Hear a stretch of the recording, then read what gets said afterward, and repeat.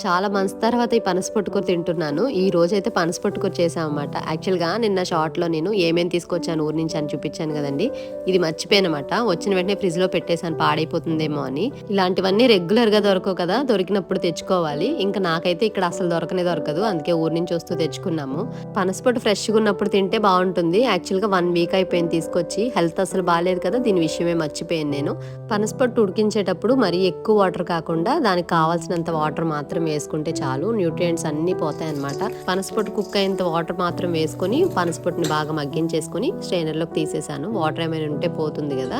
తర్వాత పోపుకి కావాల్సినవన్నీ తీసుకొని రెడీ చేసుకొని ముందుగా పెట్టేసుకున్నాను. తాలింపులోకి శనగపప్పు, మినపప్పు, పల్లీలు, పచ్చిమిర్చి, కరివేపాకు, జీలకర్ర, ఆవాలు వేసుకొని ముందు కొంచెం ఫ్రై చేసేసుకొని ఆ తర్వాత స్ట్రెయిన్ చేసి పెట్టుకున్న పనసపొట్టు వేసేసి పసుపు, రుచికి సరిపడా సాల్ట్ వేసుకొని కొంచెం చింతపండు రసం కూడా యాడ్ చేసుకోవాలి. అప్పుడే టేస్ట్ బాగుంటుంది. ఒక 5 మినిట్స్ పాటు కుక్ చేసుకొని సర్వ్ చేసుకొని తినడమే. చాలా టేస్ట్ ఉంటుంది, హెల్దీ కూడా. ఒకవేళ దొరికితే తప్పకుండా ట్రై చేయండి.